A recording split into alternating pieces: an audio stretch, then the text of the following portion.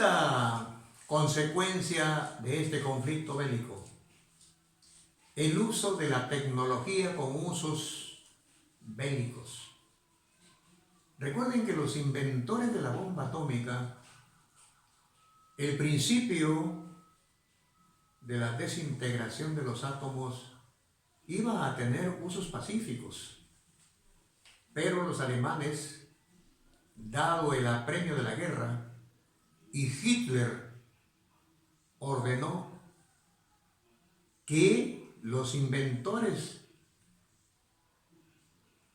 que estudiaban hacía años los átomos y su desintegración y qué usos le podían dar, ordenó que se haga una bomba, un arma mortal para utilizar contra el enemigo. Y en efecto empezaron los alemanes a trabajar la bomba atómica. Pero les faltó tiempo, porque se produjo la invasión rusa y los aliados por el otro lado ingresaron y prácticamente le frustraron a Alemania el privilegio de usar la bomba que su gente, sus científicos habían creado. Y más bien fue utilizada por el enemigo. Los norteamericanos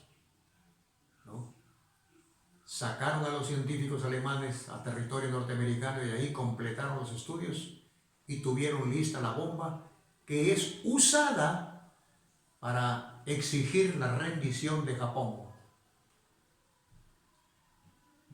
Fíjense cómo un esfuerzo de científicos alemanes va a parar en manos del enemigo y esa tecnología la utilizan para terminar de vencer al bloque fascista. Hiroshima y Nagasaki experimentan por primera vez en la historia los efectos devastadores de una bomba atómica. Ahora, la bomba atómica hasta hoy se sigue utilizando como un arma de política exterior. Los países que la tienen la usan para intimidar al adversario. Como quien dice, conmigo no te metas porque yo tengo la bomba atómica. Por eso son los esfuerzos que hace Estados Unidos y algunas potencias de evitar que los países árabes, por ejemplo, tengan una bomba atómica. Que Corea, por ejemplo, desarrolle armas atómicas.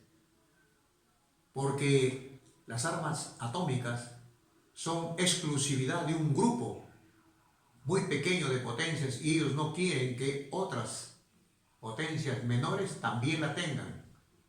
Porque se rompe el equilibrio que hasta ahora mantienen las grandes potencias en el mundo. Hasta hoy la bomba atómica sigue siendo usada como arma política contra los adversarios. Otra tecnología utilizada ya en la Segunda Guerra Mundial y que hasta hoy se sigue utilizando en las Fuerzas Armadas, Ejército, Aviación, Marina, es el radar. Un dispositivo muy novedoso que se inventó en la Segunda Guerra Mundial para detectar objetivos militares.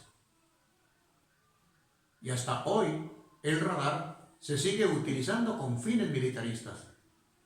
Tiene claro que el radar otros usos pacíficos también. Por ejemplo, en la navegación aérea el radar es muy importante. En la navegación marítima el radar es muy importante. Sin embargo, este invento que nació aparentemente con fines pacíficos terminó en manos de los hombres que hacen la guerra. Hasta hoy el radar es un instrumento muy estratégico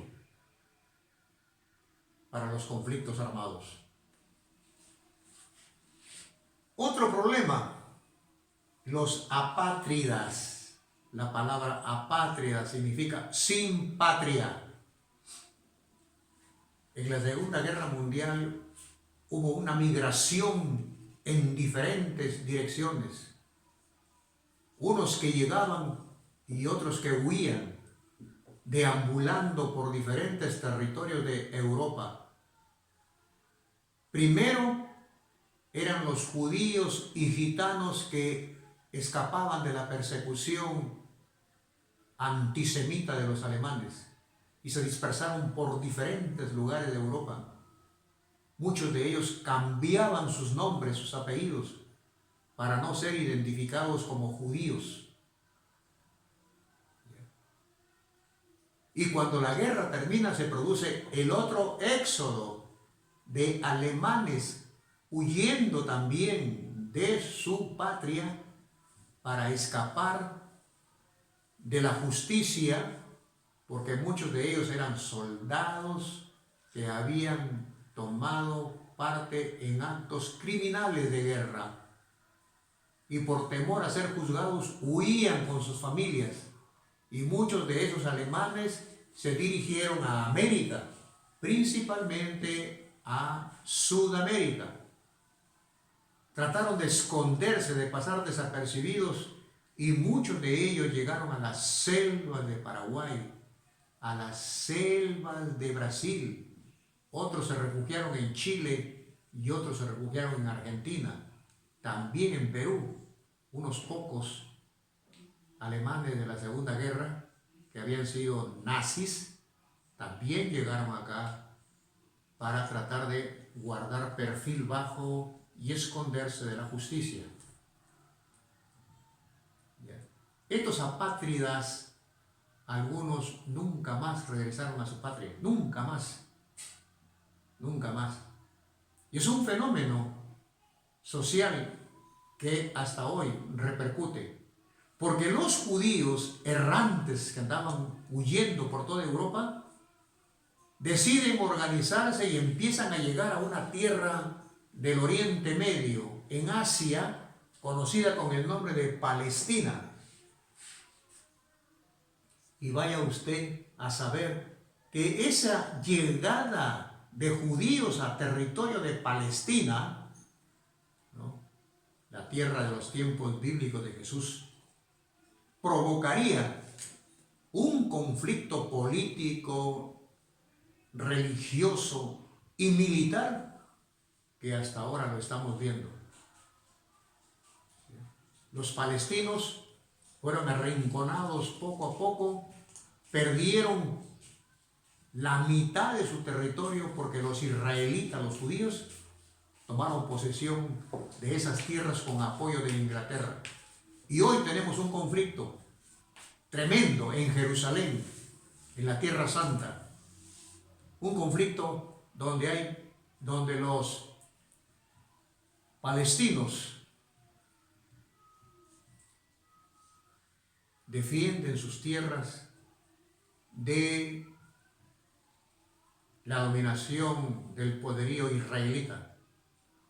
Un conflicto de dos pueblos irreconciliables que están permanentemente en guerra y han creado una zona de conflicto muy peligroso para la paz del mundo.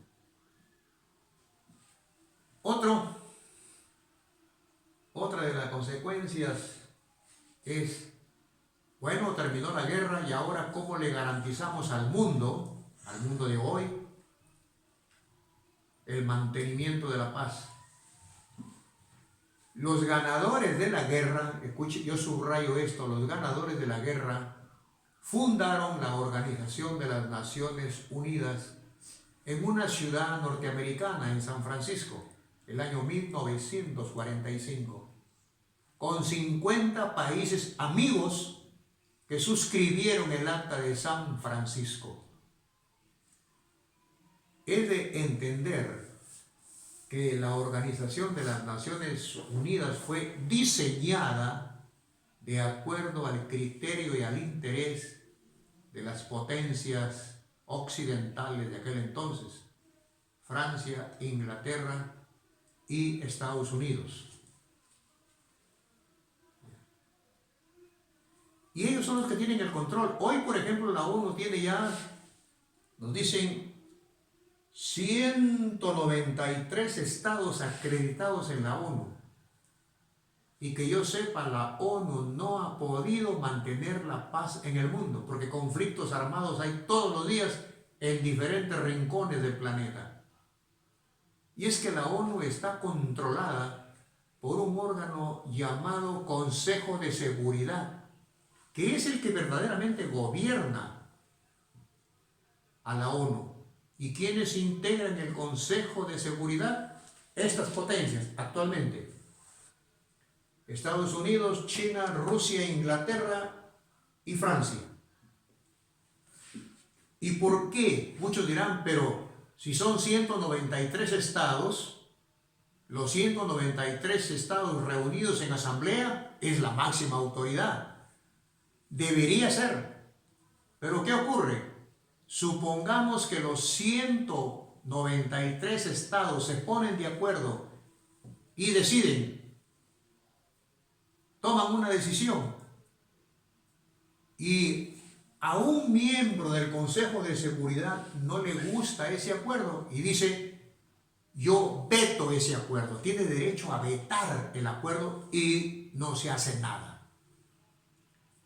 Por ejemplo, la Asamblea de las Naciones Unidas hace poco, no una vez, sino varias veces, ha condenado a Israel por ocupar las tierras de Palestina.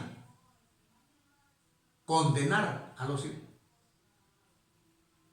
Y ese acuerdo no se ha podido ejecutar porque Estados Unidos, Francia e Inglaterra se oponen, apoyan a Israel.